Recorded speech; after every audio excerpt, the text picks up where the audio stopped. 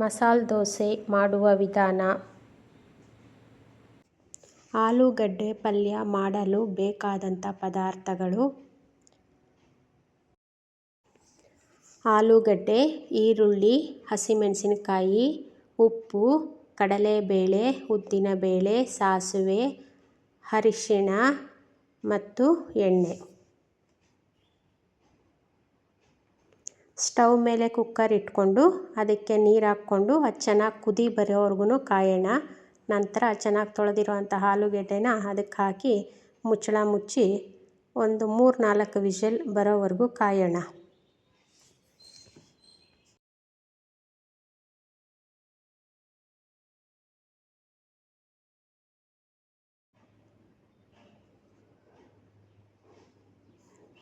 ನೋಡಿ 4 ಸಲ ವಿಸಲ್ ಬಂತು. ಈಗ ಕುಕ್ಕರ್ ಆಫ್ ಮಾಡೋಣ ಮತ್ತು ಪ್ರೆಷರ್ ಹೋಗೋಕ್ಕೆ ಬಿಡೋಣ. ಈಗ ನೋಡಿ ಪ್ರೆಷರ್ ಹೋಗಿದೆ. ಕುಕ್ಕರ್ ತೆಗೆದು ನೋಡೋಣ.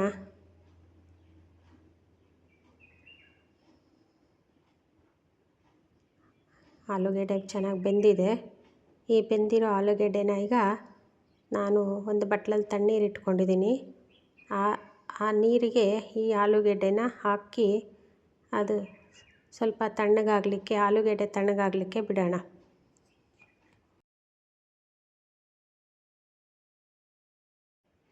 ದೋಸೆಗೆ ಒಂದು ಚಟ್ನಿ ಬೇಕಲ್ಲ, ಆ ಚಟ್ನಿನ ಮಾಡ್ಕೊಳ್ಳೋಣ.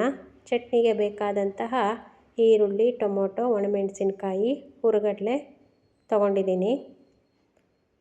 ಸ್ಟವ್ ಮೇಲೆ ಒಂದು ಬಾಣಲಿ ಇಟ್ಕೊಳ್ಳೋಣ. ಸ್ಟವ್ ಆನ್ ಮಾಡ್ಕೊಳ್ಳೋಣ. ಇದಕ್ಕೆ 2 ಸ್ಪೂನು ಎಣ್ಣೆ ಹಾಕ್ಕೊಳ್ಳೋಣ.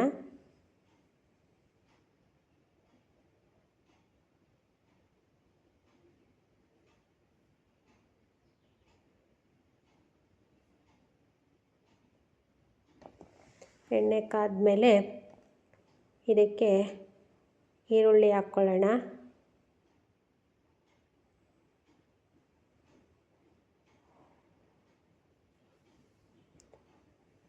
ಸ್ಪೂನಿಂದ ಈರುಳ್ಳಿನ ಚೆನ್ನಾಗಿ ಅಲ್ಲಾಡಿಸೋಣ. ಈಗ ಟೊಮೊಟೊ ಹಾಕ್ಕೊಳ್ಳೋಣ ಮತ್ತು ಒಣಮೆಣಸಿನ್ಕಾಯಿನೂ ಹಾಕ್ಕೊಳ್ಳೋಣ. ಎಲ್ಲನೂ ಚೆನ್ನಾಗಿ ಕೈ ಆಡಿಸೋಣ.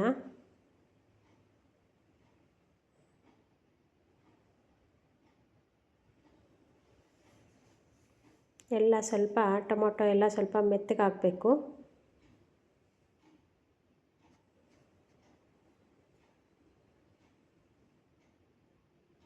ನೋಡಿ ಆಗ್ತಾಯಿದೆ. ಈಗ ಇದಕ್ಕೆ ಹುರಿಗಡಲೆ ಹಾಕ್ಕೊಳ್ಳೋಣ.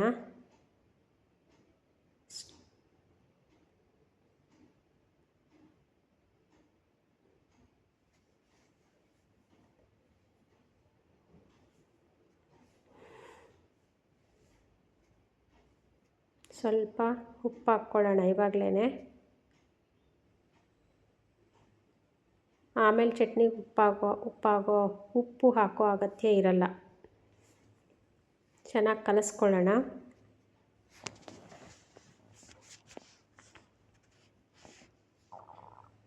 ನೋಡಿ ಇದಾಯಿತು. ಸ್ಟವ್ ಆಫ್ ಮಾಡಿ ತಣ್ಣಗಾಗಲಿಕ್ಕೆ ಬಿಡೋಣ. ನೋಡಿ ಈಗ ಇದು ತಣ್ಣಗಾಗಿದೆ. ಇದೆಲ್ಲನೂ ಮಿಕ್ಸಿ ಜಾರ್ಗೆ ಹಾಕ್ಕೊಳ್ಳೋಣ.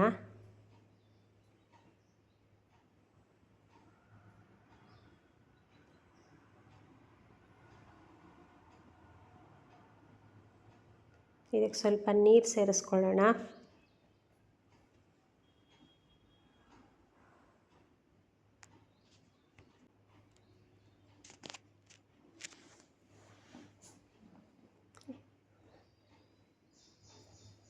ಇದನ್ನು ರುಬ್ಕೊಳ್ಳೋಣ. ನೋಡಿ ರುಬ್ಬಿ ಆಯಿತು. ರುಬ್ಬಿರೋ ಚಟ್ನಿನ ಅದೇ ಬಾಣಲೆಗೆ ಹಾಕ್ಕೊಳ್ಳೋಣ. ಜಾರಿಗೆ ಸ್ವಲ್ಪ ನೀರು ಸೇರಿಸಿ ಆ ನೀರನ್ನು ಈ ಚಟ್ನಿಗೆ ಹಾಕೋಣ.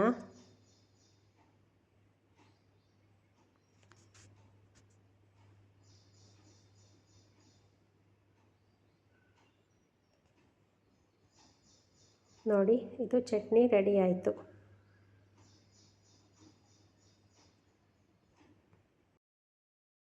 ಆಲೂಗೆಡ್ಡೆ ಪಲ್ಯಕ್ಕೆ ಒಗ್ಗರಣೆ ಹಾಕ್ಕೊಳ್ಳೋದು ಹೇಗೆ ಅಂತ ನೋಡೋಣ.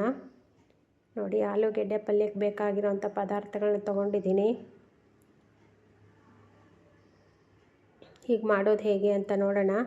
ಸ್ಟವ್ ಮೇಲೆ ಒಂದು ಬಾಣಲಿ ಇಟ್ಕೊಂಡಿದ್ದೀನಿ. ಬಾಣಲಿ ಕಾದಿದೆ. ಅದಕ್ಕೆ 2 ಸ್ಪೂನ್ ಎಣ್ಣೆ ಹಾಕ್ಕೊಳ್ಳೋಣ.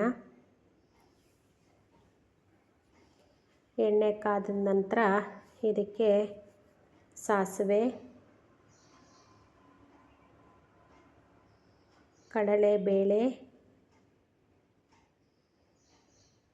ಮತ್ತು ಉದ್ದಿನ ಬೇಳೆನ ಹಾಕ್ಕೊಂಡು ಚೆನ್ನಾಗಿ ಕೆಂಪಾಗೋವರೆಗೂ ಕೈ ಆಡಿಸೋಣ.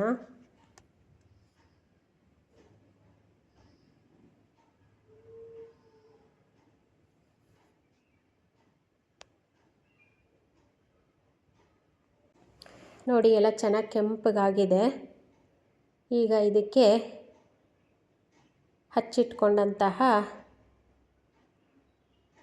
ಕರಿಬೇವಿನ ಸೊಪ್ಪು, ಈರುಳ್ಳಿ, ಹಸಿಮೆಣಸಿನ್ಕಾಯಿ ಎಲ್ಲ ಹಾಕ್ಬಿಟ್ಟು ಹಸಿ ವಾಸನೆ ಹೋಗೋವರೆಗೂ ಸ್ವಲ್ಪ ಕೈ ಆಡಿಸೋಣ.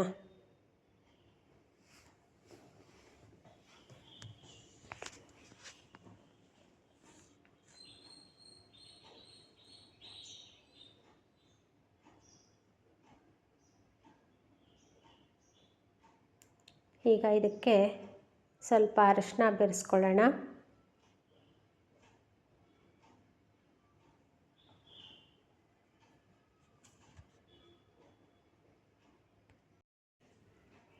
ನೋಡಿ, ಎಲ್ಲ ಚೆನ್ನಾಗಿ ಬಾಡಿದೆ. ಈಗ ಸ್ಟವ್ ಆಫ್ ಮಾಡೋಣ. ಇದಕ್ಕೆ ಆಲೂಗೆಡ್ಡೆನ ಸೇರಿಸೋಣ.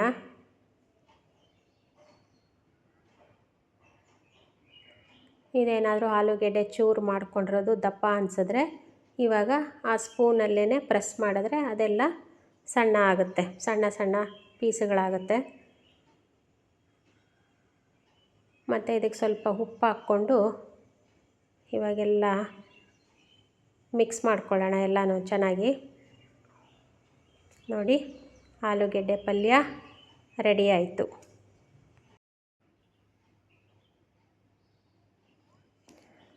ಈ ಕಡೆ ದೋಸೆ ಮಾಡ್ಕೊಳ್ಳೋಕ್ಕೆ ತವ ಇಟ್ಕೊಳ್ಳೋಣ. ಸ್ಟವ್ ಮೇಲೆ ಸ್ಟವ್ ಆನ್ ಮಾಡ್ಕೊಳ್ಳೋಣ. ತವಾಗೆ ಒಂದು ಸ್ವಲ್ಪ ಎಣ್ಣೆ ಹಾಕ್ಕೊಂಡು ತೆಂಗಿನಕಾಯಿ ಜುಟ್ಟು ಇದೆಯಲ್ಲ ಅದರಿಂದ ನಾನು ಎಣ್ಣೆನೆಲ್ಲ ಆ ತವಾಗೆ ಚೆನ್ನಾಗಿ ಸವರ್ತಾ ಇದ್ದೀನಿ.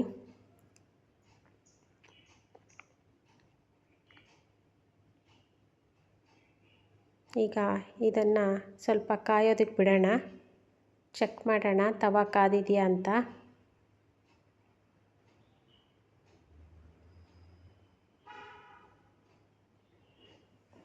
ತವ ಕಾದಿದೆ. ಈಗ ದೋಸೆ ಹಾಕೋಣ.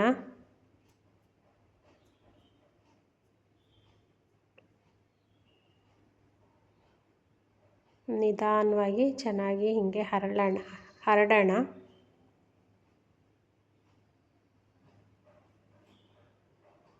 ಈಗ ಮುಚ್ಚೋಣ, ಚೆನ್ನಾಗಿ ಬೇಯಲಿ.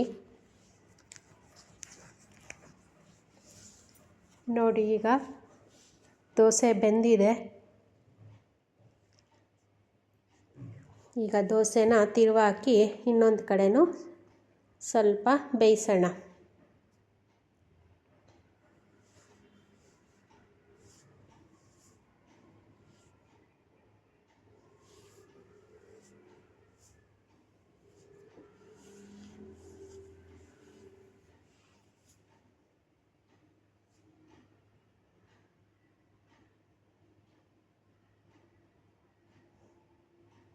ನೋಡೋಣ ಈಗ ಆಗಿದೆಯಾ ಅಂತ. ನೋಡಿ, ಆಗಿದೆ. 2 ಕಡೆನೂ ದೋಸೆ ಹದವಾಗಿ ಬೆಂದಿದೆ.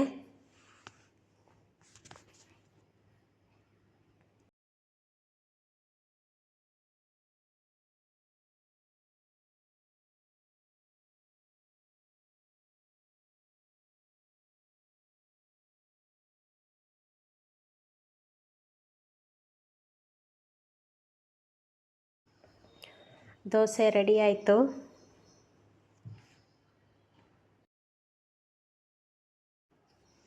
ಆಹಾ, ದೋಸೆಗೆ ಆಲೂಗೆಡ್ಡೆ ಪಲ್ಯ, ಟೊಮೊಟೊ ಚಟ್ನಿ ರೆಡಿ. ಈಗ ತಟ್ಟೆಗೆ ಬಡಿಸ್ಕೊಂಡು ತಿನ್ನೋದೊಂದೇ ಬಾಕಿ.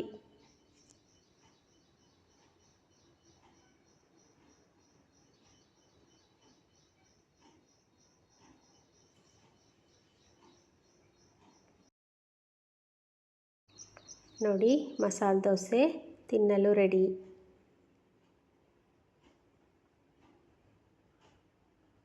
ಇದೇ ರೀತಿಯಾಗಿ ನೀವು ಸಹ ಮನೆಯಲ್ಲಿ ಇರುವಂಥ ಪದಾರ್ಥಗಳನ್ನೇ ಬಳಸ್ಕೊಂಡು ರುಚಿಕಟ್ಟಾದ ಅಡುಗೆನ ಮಾಡ್ಕೋಬೋದು. ಮುಂದಿನ ವಿಡಿಯೋದಲ್ಲಿ ಸಿಗೋಣ. ಓಕೆ, ಬಾಯ್.